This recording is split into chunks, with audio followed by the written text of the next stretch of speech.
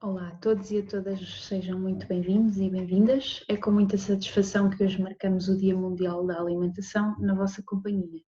Contamos hoje com a participação de alguns parceiros e amigos e também outros participantes que nos acompanham um pouco por todo o Portugal, mas também de Santo Tomé, do Brasil, da Alemanha, da Bélgica e da Colômbia. Esta iniciativa é apoiada pelo Programa Cidadãos Ativos, do Fundo EA Grants, operado em Portugal pela Fundação Carlos Gulbenkian e Fundação Bissaia Barreto, e é também uma participação.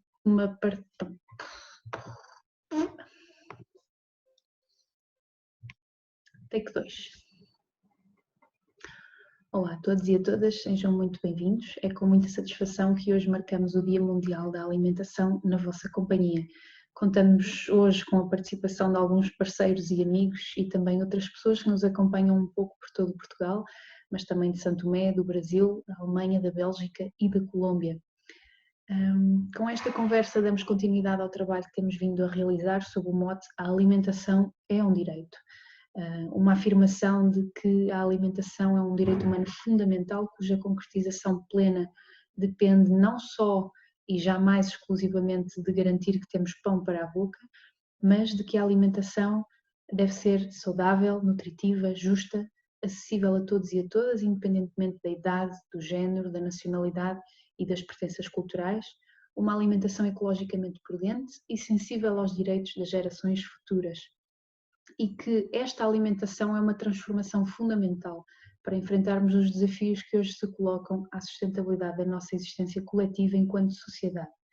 Para esta transformação é fundamental que a alimentação seja, antes de mais, reconhecida como um direito, isto é, que cria a obrigação dos Estados criarem e implementarem medidas para respeitar, proteger e realizar o acesso físico e económico a uma alimentação adequada.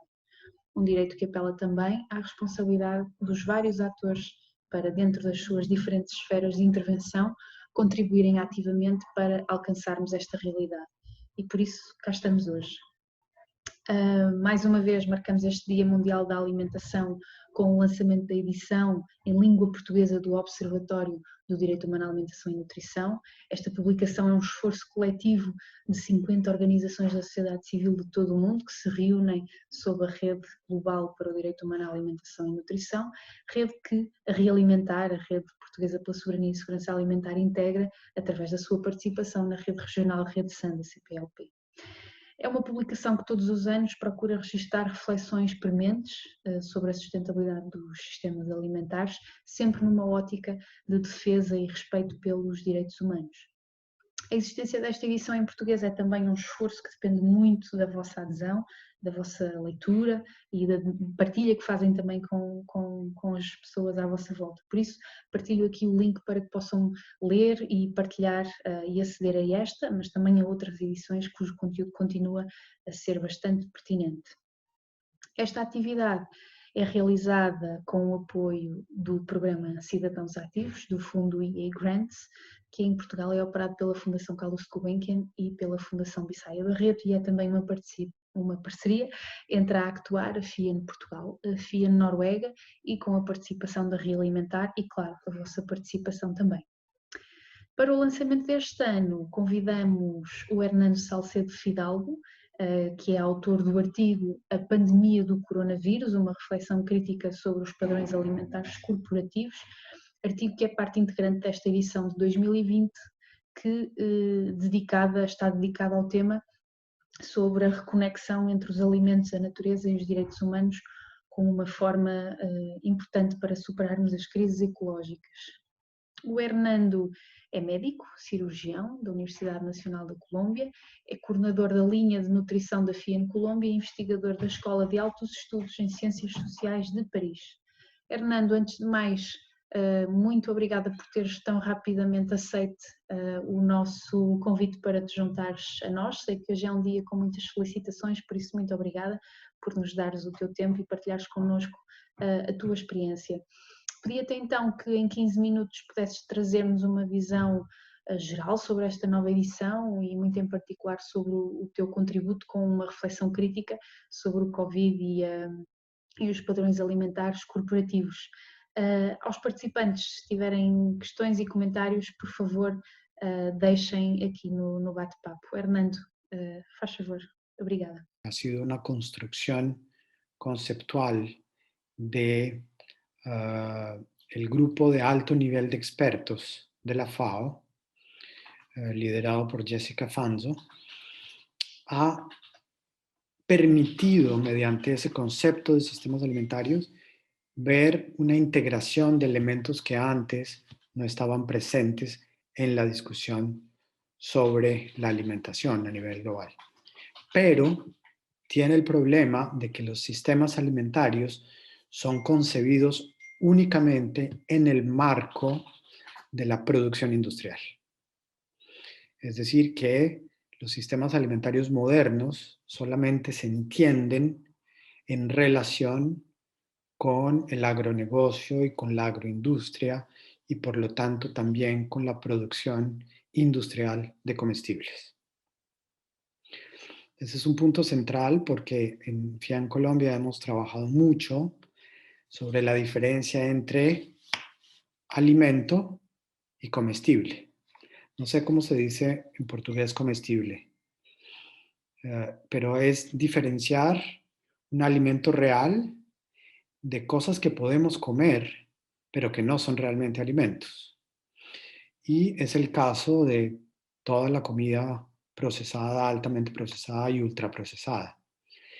Y si miramos un poco qué patrón alimentario ha constituido el perfil epidemiológico de las sociedades occidentales hoy, es precisamente este patrón industrial que es totalmente corporativo.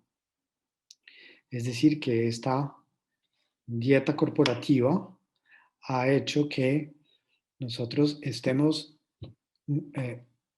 en frente de un consumo de comestibles cuyo exceso de nutrientes críticos ha estado en relación directa con la obesidad, el sobrepeso y por consiguiente con todas las enfermedades crónicas no transmisibles. Ese es el enlace entre perfil epidemiológico de enfermedades crónicas no transmisibles y nutrición, que tenemos un patrón alimentario corporativo de régimen industrial.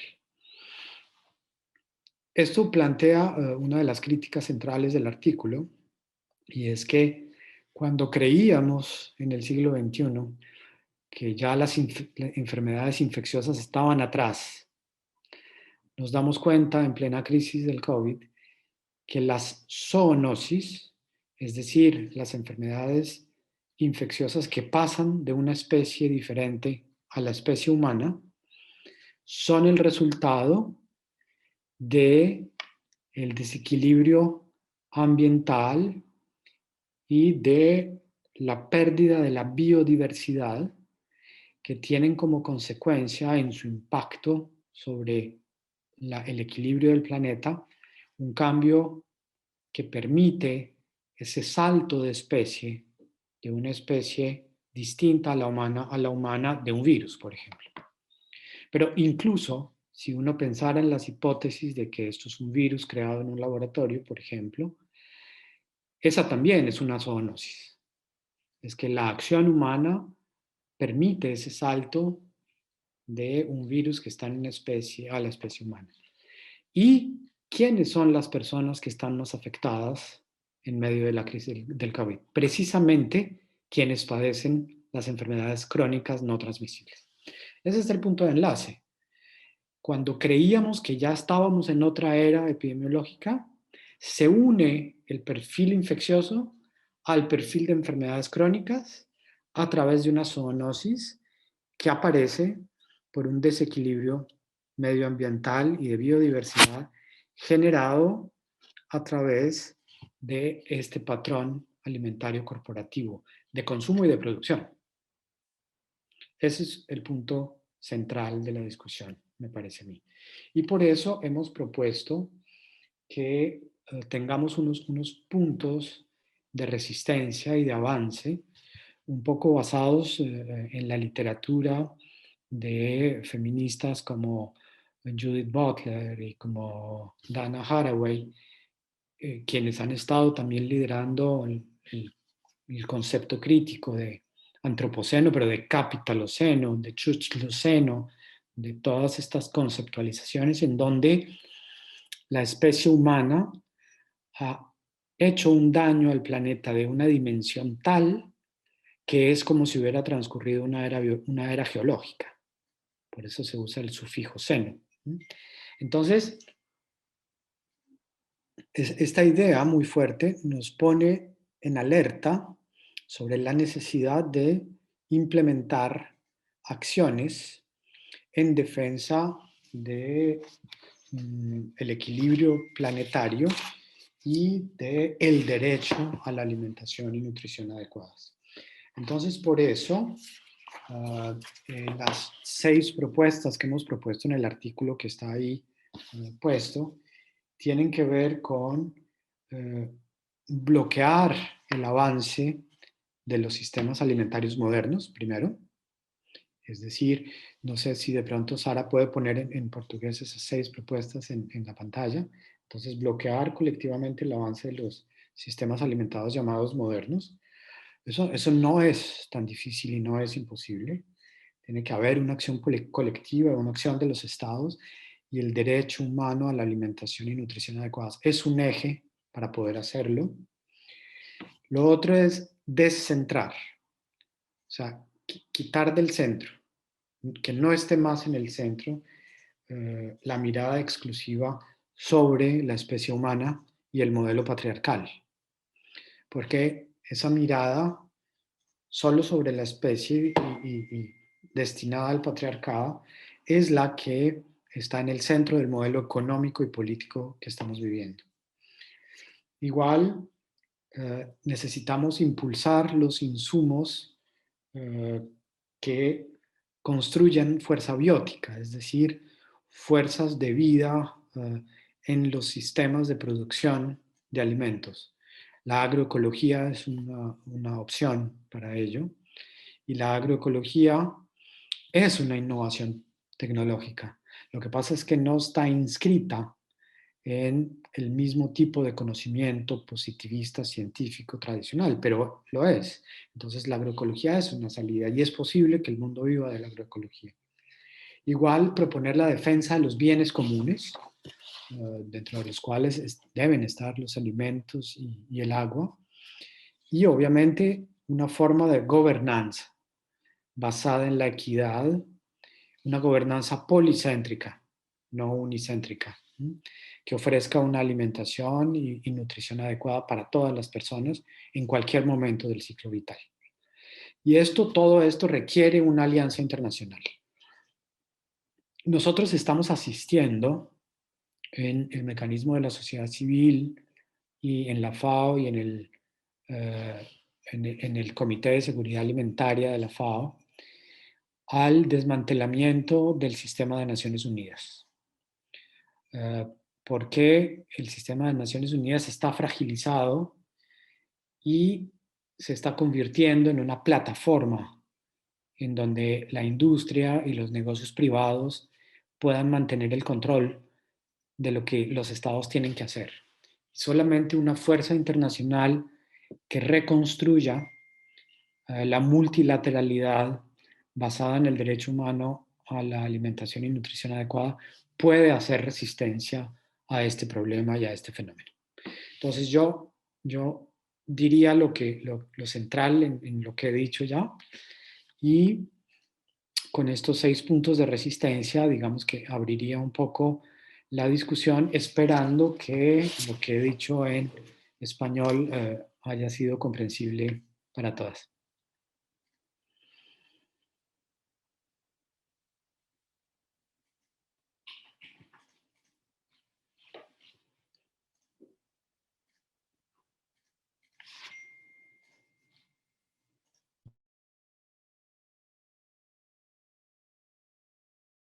Tienes tu micrófono cerrado.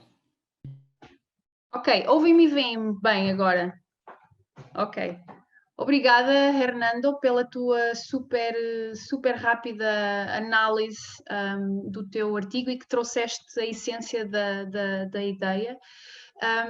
Eu, antes de ver perguntas ou comentários também de quem está connosco, gostaria de fazer um brevíssimo comentário, porque no teu artigo há uma frase em que tu dizes assim: se conseguirmos colocar o direito à alimentação e nutrição no centro da ação coletiva na agência humana, poderemos pensar numa intervenção capaz de permear todas as configurações do processo alimentar. Essa proposta permite-nos, entre outras coisas, reafirmar as inter-relações fundamentais entre a alimentação e a nutrição, por um lado, e a saúde, por outro. Ecossistemas saudáveis são uma condição essencial para uma nutrição boa e saudável, o que, por sua vez, é uma contribuição fundamental para estruturar um terreno imunológico adequado para os seres vivos, e que este é um ponto de vista que vai além das ações mais focadas da ciência positivista. Eu vejo aqui algumas ideias importantes a reter e que também sinto que se relacionam com aquilo que é a realidade também entre nós aqui em Portugal e de que temos vindo a trabalhar. Por um lado é que precisamos ter uma visão que nos ajude a desconsiderar o problema da fome e de outras formas de insegurança alimentar como um problema do foro exclusivo da ciência e da técnica. Não é um problema que apenas com mais tecnologia e conhecimento se resolve, neutralizando assim a dimensão social, económica e política da alimentação, ou seja, das escolhas, das opções e prioridades que executamos na estruturação dos sistemas alimentares. E, por exemplo, recentemente foi lançada a estratégia europeia do campo ao prato, que é de facto inovadora, é um marco porque finalmente põe não apenas a produção, a agricultura, né, a produção alimentar na agenda, mas de facto a alimentação como um todo, mas continua a ter um foco na inovação tecnológica para a produção e onde a comercialização e o consumo não ficam, não são tão centrais. Uma outra ideia é que aqui no consumo verificamos a insistência de uma desconsideração do problema da falta de escolha de milhões de pessoas, não são algumas, são milhões de pessoas, não é? A insistência de que a solução passa muito por escolhermos melhor e alimentarmos melhor, o que é totalmente verdade, mas que de alguma forma neutralizamos com esta ideia a assunção de que existe uma distribuição muito desigual dos impactos deste sistema alimentar. E outra ideia que acho importante também no teu artigo e que falaste agora, que é esta de que o direito humano à alimentação tem que estar no centro da ação coletiva, para conseguirmos chegar às várias pontas, digamos assim, que temos que juntar. A Realimentar tem insistido muito nesta importância de haver aqui em Portugal, uma intervenção intersetorial e com a participação de vários atores, não só governamentais, mas também da academia, e temos hoje connosco alguns parceiros, as organizações da sociedade civil, agricultores e pescadores, representantes dos grupos vulneráveis, mas também do poder local. E temos também hoje connosco alguns municípios. E de haver esta influência em espaços democráticos de participação para discutir, formular e implementar a avaliação de políticas públicas, porque senão estamos sempre a reivindicar contra uma parede, não é? Mas a necessidade de facto de haver estes espaços democráticos onde as políticas públicas para a segurança alimentar são construídas com a participação de todos. E esta é também uma recomendação que fazes no teu artigo, e por isso temos também encetado colaborações, procurando discutir e divulgar informação para que percebamos a importância de uma concepção de direito, ou seja, de criar obrigações junto dos Estados, mas também de os outros atores sociais terem responsabilidades na sua intervenção. Hoje temos uma representante do município, por exemplo, de São Pedro do Sul, connosco, e que o município já anunciou a sua vontade de criar um conselho local. Ao nível nacional temos o Conselho de Segurança Alimentar e Nutricional, o que é uma grande inovação, mesmo no quadro da Europa, enquanto órgão interministerial, mas que, infelizmente, ao contrário daquilo que é o próprio modelo do Comitê Global das Nações Unidas, é ainda um órgão governamentalizado, não é? Que nesta fase de crise que vivemos não foi ativado. E vemos também esta aproximação do setor privado corporativo nestes espaços democráticos, como referiste, e isto, enfim, são alguns elementos em que na nossa realidade cá revemos muito daquilo que tu nos disseste e da reflexão que trouxeste. Eu passava agora a palavra para a colega Nélia, da FIAN Portugal. Nélia, tens algum comentário, alguma questão, enquanto eu vou vendo aqui se temos também questões ou comentários dos participantes. Nélia, força! Olá, de novo. Faço em português, em espanhol, em portunhol. Vou falar um bocadinho em portunhol. Eu gostei muito de uma frase que o Hernando salientou no seu artigo, que é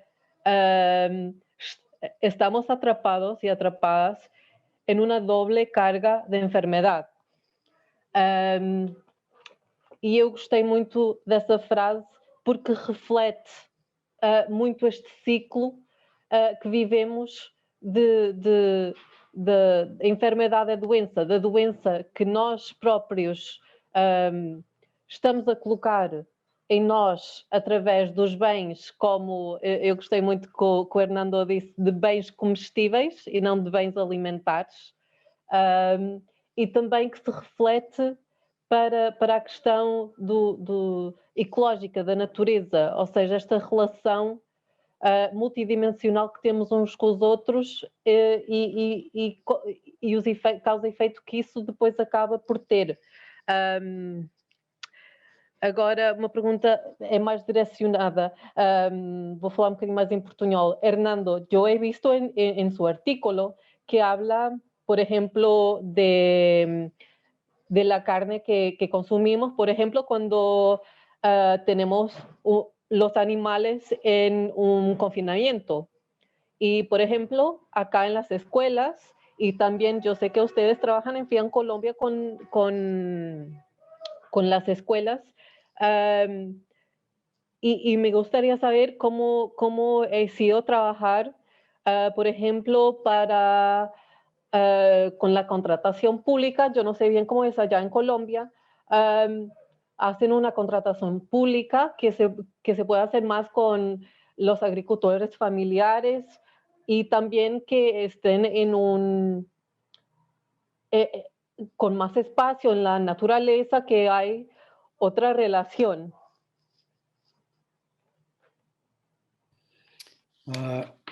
Gracias, Nelia, y gracias, Sara. Solamente quiero decir sobre los comentarios que Nelia y Sara han hecho, que efectivamente detrás de esta discusión hay un problema de legitimidad del conocimiento. Es decir, de considerar que hay un conocimiento científico que se valida, que es nutricionista y que entonces está por encima de otras formas de conocimiento como por ejemplo la agroecología, y eso es algo que tenemos que recomponer y que volver a mirar, ¿no?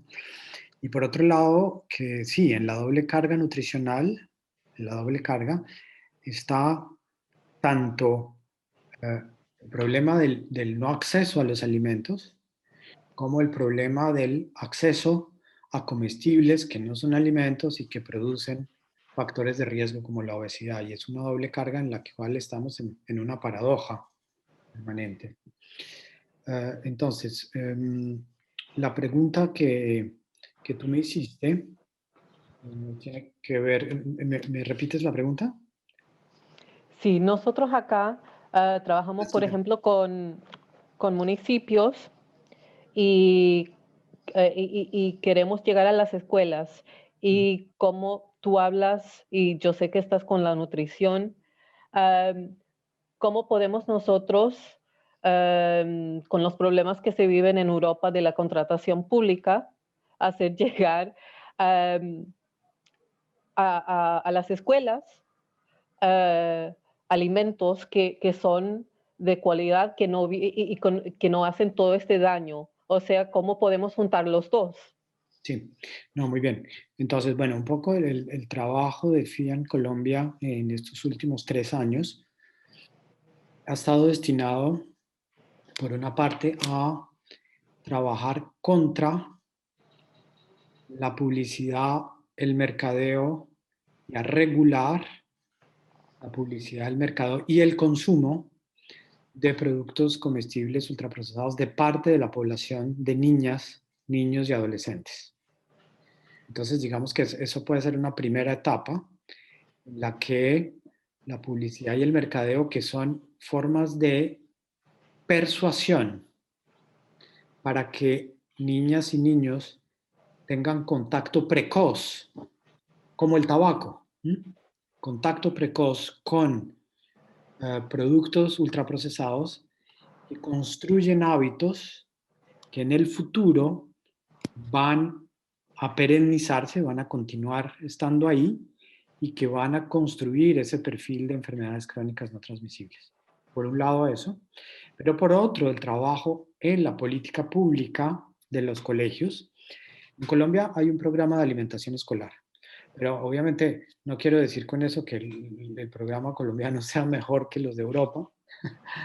En Colombia hay problemas de corrupción con ese programa terribles, pero trabajando en la incidencia para la política pública del programa de alimentación escolar, la idea es incentivar las compras públicas directas a los productores agroecológicos y no a la industria. Y segundo, el estímulo de las granjas en los colegios, para que los colegios también puedan producir alimentos que consumen en su programa de alimentación escolar y que están enmarcados en un programa pedagógico de agroecología. No quiere eso decir que ya lo logramos en Colombia, pero que ese es el proceso de lucha en el que estamos, que pienso que en Europa hay dos países que pueden trabajar en ello muy duro, que son Portugal y Francia, porque tienen factores culturales frente a la alimentación que permiten que la cercanía social y de los colectivos frente a la producción agrícola sea más real. Esto no es tan evidente en Alemania, en el Reino Unido, en algunos países como Bélgica, como Holanda, pero creo que en Portugal, en Francia, en España probablemente sea un poco más viable. Entonces, ahí hay dos ideas que son toda la regulación estatal de los ultraprocesados y dos, trabajar con los programas de alimentación escolar en la política pública. É interessante, Hernando, que tenhas falado sobre isso, porque, de facto, algo que nos últimos anos fica cada vez mais claro é que a Europa está a admitir e tem que admitir que tem problemas de fome e de insegurança alimentar, não é? Que não é só uma questão para trabalhar na sua política de cooperação com os países do Sul, mas que tem que olhar para dentro, para o seu quintal, não é? Como dizia a Hilal Elvar, ex-relatora do Direito Humano, num evento passado que tivemos.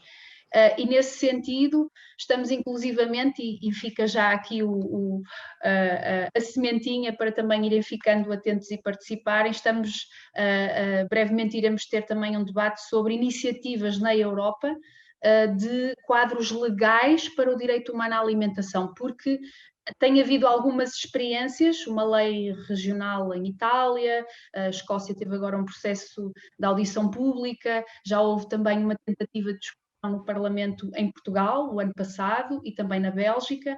Portanto, tem havido esse processo, essa ideia que estás a transmitir é um processo, é uma caminhada, não é? Em que temos de construir alianças e de ir construindo processos também ao nível institucional e legal para que, de facto, a alimentação seja reconhecida e implementada como tal. E então esta ideia de que, de facto, já tem havido algumas experiências, temos é que perceber o que é que não correu tão bem, não é? Quais são as dificuldades e obstáculos também de criar estes quadros, porque já existem estratégias setoriais, não é? Da alimentação, da saúde, da educação, da agricultura, mas não necessariamente de uma forma mais intersetorial. Portanto, concordo muito com a tua visão, embora às vezes a nossa paciência para o processo histórico de construção da mudança é que possa ser um pouco limitada. Eu estava aqui a ver se tínhamos algumas questões ou comentários. Nélia, sobre isto, penso que talvez também tenhas algum comentário sobre esta questão das oportunidades e daquilo que se pode fazer também em países como países europeus, aproveitando aqui a deixa do Hernando? Sim, sim. Se calhar aproveito um bocadinho também para falar do nosso do projeto em que a FIN Portugal é parceiro, e onde se está a construir o primeiro manual acerca do direito humano à alimentação na Europa, pegando em vários casos, por exemplo, as questões culturais, dos quadros legais, etc., supermercados sociais, para dar uma visão um bocadinho mais heterogénea dentro da Europa e também para focar estes casos e focar também no norte global e as problemáticas que existem aqui. Obrigada, Sara. Hernando, agora nestes últimos minutos temos aqui uma questão da Miriam Balestro, que agradece e cumprimenta pela tua intervenção, e que no fundo a pergunta da Miriam é como é que podemos regular as empresas transnacionais? Ou seja, a preocupação que a Miriam coloca é que sem que as instituições assumam o seu papel, o retrocesso das políticas públicas construídas de forma participativa pode ocorrer rapidamente, como é o caso do Brasil. Inclusivamente as universidades pouco dedicam-se ao ensino do direito à alimentação, o que é urgente. E, portanto, daqui a necessidade de frear ou de travar as transnacionais com a imposição de obrigações extraterritoriais em matéria de direitos humanos, ou seja, sem esta imposição as iniciativas ficam desprotegidas, em especial nos países com democracias de baixa intensidade. E, portanto, ela coloca esta questão perante estas preocupações, como regularmos então as empresas transnacionais? Uma grande pergunta, Hernando. Es una gran pregunta, es una pregunta difícil, pero digamos que hay varios niveles, ¿no? Primero está el nivel de el comercio internacional, donde quizás en la incidencia y en el trabajo en los países sobre el códex alimentario podamos introducir las nociones de daño a la salud a través del grado de procesamiento de los alimentos. Eso es algo que no existe en el códex. El códex solo se ocupa de los microorganismos, patógenos, y entonces ahí hay una puerta de entrada para poder empezar a decir la comida altamente procesada hace daño a la salud y tiene que ser regulada en el comercio internacional. Entonces es una opción. Lo que pasa es que el espacio del códex está captado por la industria. Entonces hay que construir estrategias colectivas para incidir ahí, ¿cierto? Bueno, ahí también está el contexto de todo lo de tratados de libre comercio internacional y toda la discusión sobre eso, la que está muy activo. El segundo nivel es en cada país la política pública sobre el ultraprocesamiento. Voy a decir algo sobre Europa. Por ejemplo, el sistema de Nutri-Score en Europa es un sistema que no tiene en cuenta el grado de procesamiento, solamente el nivel de nutrientes críticos. Entonces, ¿qué hace la industria? La industria reformula, y la reformulación no es una posibilidad de comida sana.